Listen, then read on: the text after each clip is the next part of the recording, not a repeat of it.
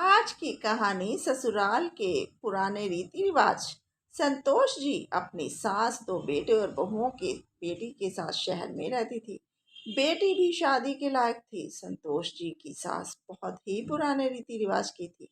वह अपनी पुत्र बहू को सारा दिन सर पर पल्लू देकर रखती थी और उन्हें सारा दिन टोकती रहती। घर में सारा इलेक्ट्रिक मॉडर्न सामान था, लेकिन दादी को सिलबट्टे की चटनी पसंद थी। एक दिन संतोष जी की बेटी सुधा को लड़के वाले देखने आने वाले थे। दोनों बहुएं बिना पल्लू के घूम रही थी। तभी दादी सास ने कहा कि अपने सर पर पल्लू ले लो, लड़के वाले क्या कहेंगे कि उनके घर में कोई पुराना रिवाज को मानता ही नहीं है। और उनकी सास संतोष ने कहा कि जाओ, जाकर देखो अनु तैयार हो गई कि नहीं। तभी दोनों भाभियां अनु के कमरे में गई। अनु ने कहा कि क्या भाभी, आज भी अपने सिर पर पल्लू ले लिया। लता और कुसुम ने कहा कि क्या करें, दादी माँ ने कहा।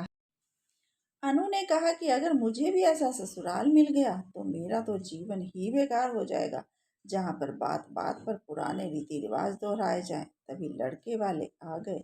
अनु की भाभीियों ने अनु से कहा कि तुम अपने होने वाले पति से पहले ही पूछ लेना कि वहां पर तो कोई पुराने रीति रिवाज को नहीं मानता। अनु ने कहा कि हाँ भाभी, मैं पूछ लूंगी। लड़के वालों को चाय देकर दोनों भाभी अपने सर पर पल्लू लेकर एक तरफ खड़ी हो गई। लड़का जो सुधा को देखने आया था, सुमित, वह दोनों भाभियों को बड़े ध्यान से देख रहा था। तभी दादी ने कहा कि सुधा, तुम दोनों एक कमरे में जाकर बात कर लो। सुधा और सुमित अलग कमरे में चले गए।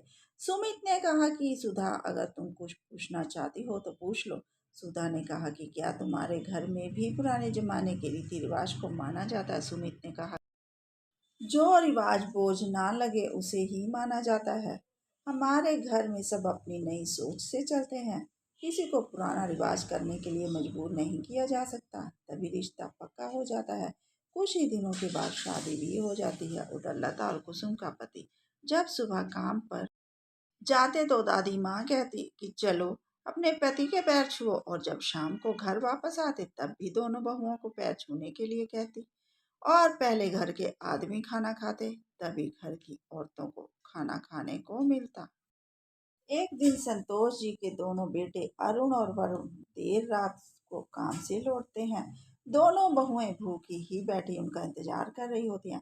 तभी रात को जब अरुण और वरुण आए तो दादी माँ ने कहा कि चलो दोनों जने हाथ मुंह धो लो, और कुसुम और लता से कहा कि अपने पतियों को खाना लगा दो। उन्होंने कहा कि हम तो आज बाहर से ही खाना खाकर आ गए।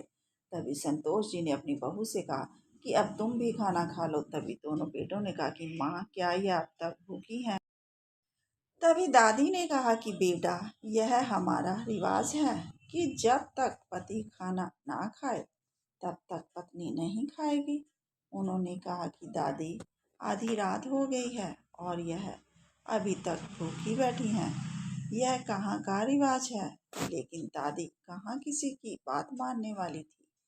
दूसरे दिन सुधा अपने पति के साथ मायके आई तो दादी ने कहा कि बेटा, तुमने यह बिंदी और सिंदूर क्यों नहीं लगाया।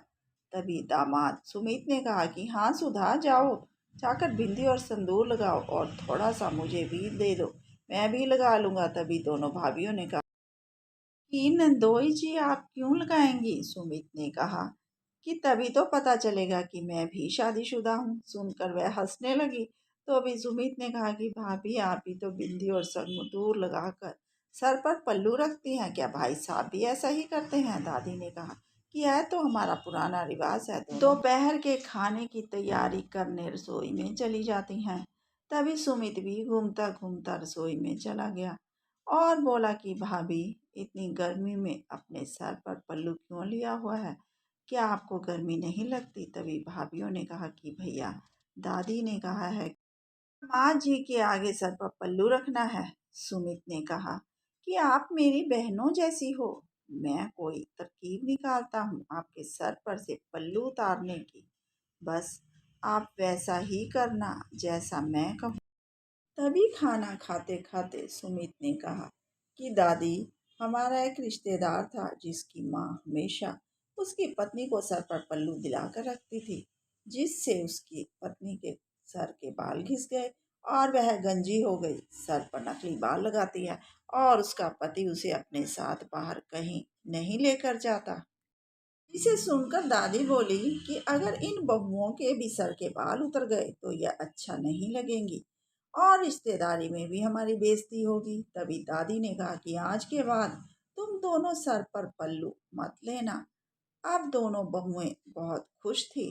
तभी सुधा ने अपने पति सुमित से कहा कि अभी एक और रिवाज है जिसे तुम्हें खत्म करना है, और उसने सुमित के साथ प्लान बना लिया। सुमित अपने दोनों भाभियों को पतियों को लेकर बाहर घूमने चला गया और देर रात हो गई लेकिन वापस नहीं आए। उधर सुधा ने रोना शुरू कर दिया कि मुझे चक्कर आ रहे हैं, मुझे बहुत भूख भी लगी है। तभी दादी ने कहा कि बेटी तू खाना खा ले, लेकिन सुधा ने कहा कि दादी मैं खाना कैसे खा सकती हूँ जब तक मेरे पति नहीं खाएंगे। और इस तरह से सुमन ने अपनी सेहत बिगड़ने का ड्रामा किया। तभी सुधा के भाई और पति सुमित आ गए। उन्होंने जब सुधा को देखा तो बोला कि क्या हुआ।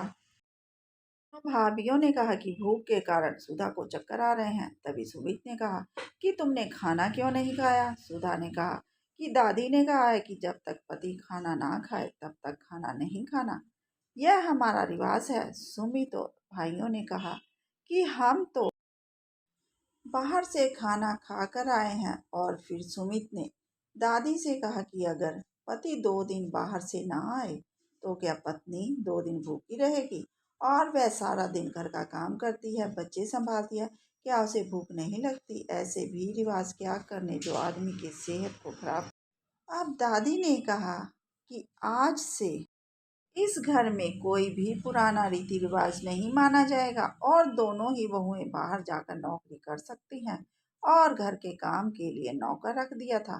दोनों भाभियों ने सुधा और उसके पति सुमित का दिल से धन्यवाद किया, क्योंकि उन्होंने पुराने रीति रिवाज की बेड़ियां तोड़ दी थी।